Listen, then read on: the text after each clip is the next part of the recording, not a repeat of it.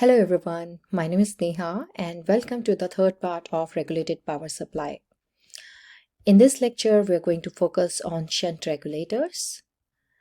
So let's see this circuit which basically shows the shunt regulator.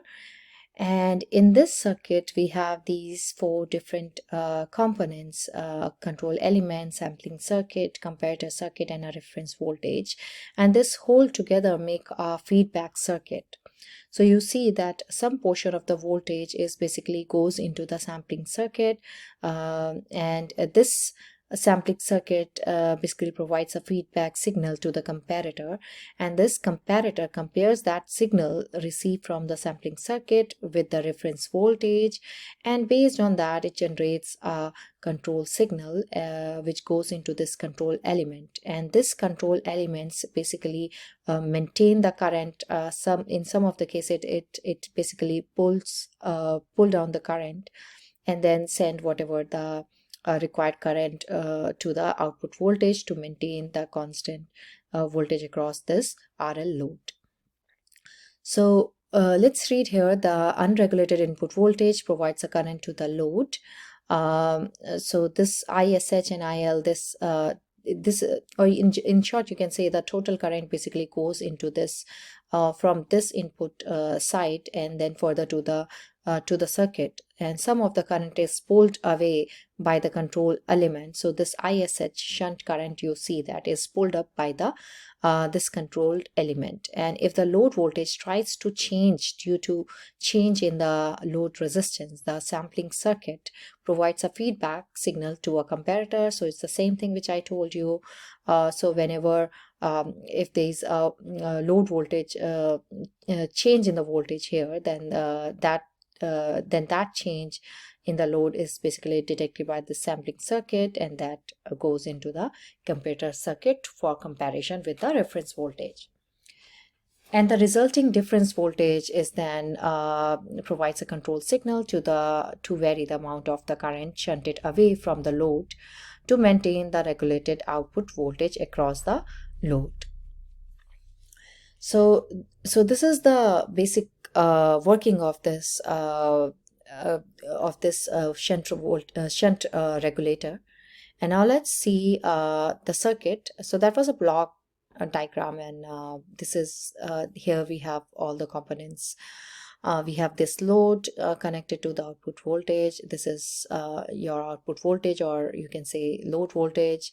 And to this load voltage, we have the sampling circuit. R1 and R2 represent your sampling circuit. And as I showed you in previous slide, that this sampling circuit sends a signal to the comparator. So this is op amp, and this is behaving like this is a comparator op amp, one type of op amp which is called a comparator, which we are using here. And so one signal is going in here, and the other signal is taking it from this Zener diode.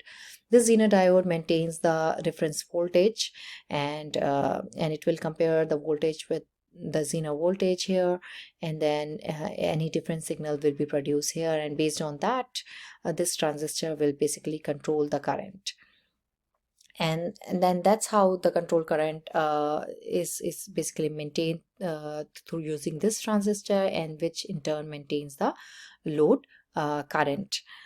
So this is the circuitry. Now we are going to see some of the equations which are derived from this circuit. For example, like the equation for output voltage here, equation for load current, equation for ISH. So let's see that after this slide. So I'm gonna quickly read it here. Read this theory part. It says, when the output voltage tries to decrease due to a change in the input voltage or load current caused by a change in load resistance, the decrease in sense is sensed by the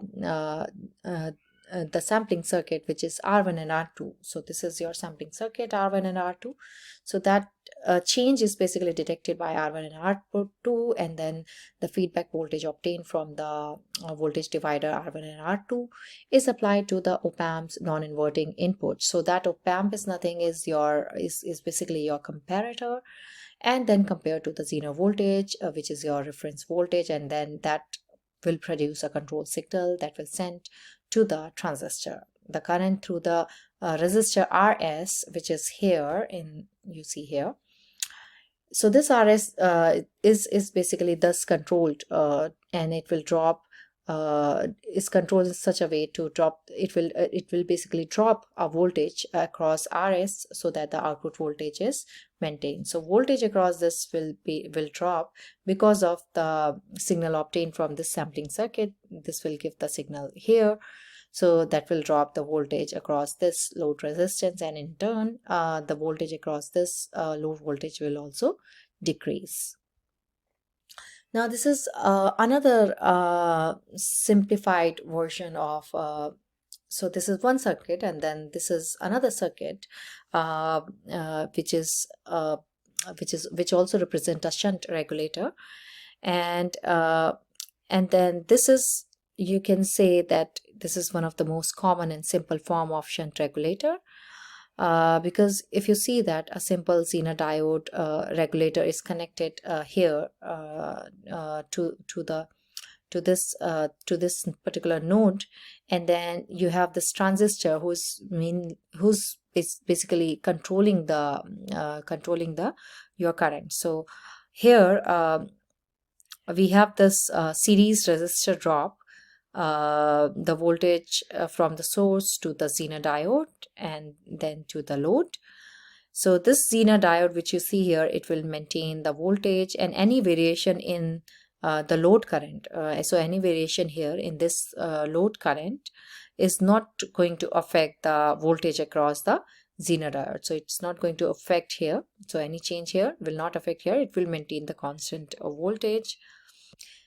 And then this transistor basically provides the regulation by controlling the current through this transistor. So current is controlled here, and that will provide the that will maintain the constant voltage across the load. So let's quickly read here. The control element is a transistor in parallel with the load, while the resistor RS is in series with the load. So that's what we see here. And then the operation of the transistor shunt regulator is similar to that of a transistor series regulator, except that here in this case we are providing the regulation by using this transistor and controlling the current through the parallel transistor. It's the same thing. Whereas in that one, in series one, we were controlling it by using the Zener diode. Now next is some more theory, and it says RS drops, the unregulated voltage depends on the current supplied to the load resistance. Voltage across the load is set by Zener diode and the transistor, and that's what we see here by this Zener diode and the transistor. The voltage across the load is set, and if the load resistance decreases, then it will give reduce drive current to the base of this transistor, and this in turns basically provides less collector current, and thus that collector current will be in shunt with this load resistance, and thus it maintains the load current across this particular load. Okay, so that's how it works. Now let's see next. These are some of the equations has been derived from this particular circuit which we have seen here, and here it says V naught is equals to Vz plus Vbe. That's our output voltage, and voltage across the load is set by the Zener diode voltage and the transistor base emitter voltage. The load resistance decreases, the load current will be larger at a value of IL is equals to VL by RL, and that is very obvious because it follows the Ohm's law. And the increase in the load current causes the collector current shunted by the transistor is to be less. So this is the relationship between the IC and IS and IL. And then IS is equals to VI minus VL by RS. So all these equations are pretty easy, and if you see the circuit, you can drive these equations on your own. Now let's see next. We have this problem, and this is the circuit provided and some information is given here. The resistance is 120, input voltage is 22 volts, Zener voltage is given 8.2 volts, VB is mentioned, and then VBE you can assume either silicon or for germanium, and then load resistance is given, which is 100 ohm. So we have to find here a regulated voltage, which is VL, and the circuit currents. So circuit currents are your IS and IZ, and then IC and IL. So these currents you have to calculate, and then you have to calculate the regulated voltage, which is VL. So we have all these formulas over here. So if we see this particular first formula, VL is equals to VC plus VBE.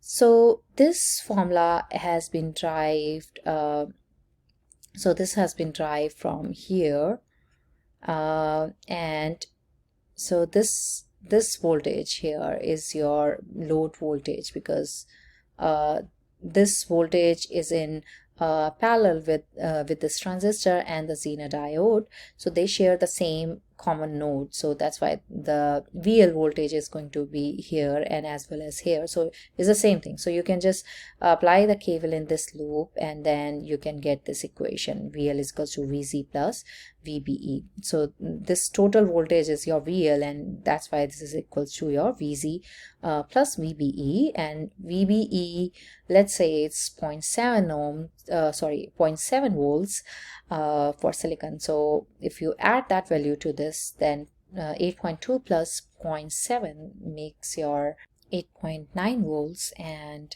that's your VL voltage. And then you have to calculate these currents. So IL is equals to VL by RL, which is pretty easy to calculate because we already know the value of this voltage across this node. VL we know already, which is 8.9 volts, and we can easily calculate the value of IL. And once we know the value of IL, we can put into this equation to find the IC, but then we don't know the value of IS, so we have to calculate this IS using this formula, which is VI minus VL, which is this load voltage upon RS. So, and this is the RS resistor. So if you use this formula, then you can find out the value of IS. You just have to plug in these values, 22 volts, and then VL is 8.9 volts upon 120 ohm. You'll get IS, and put this value into this equation and the value of IL, then you will get IC current. So if you solve this, then you're going to get this answer, and I would say just try to solve on your own and see if your answer matches with this solution. So that's the end of the lecture. Thank you so much for watching.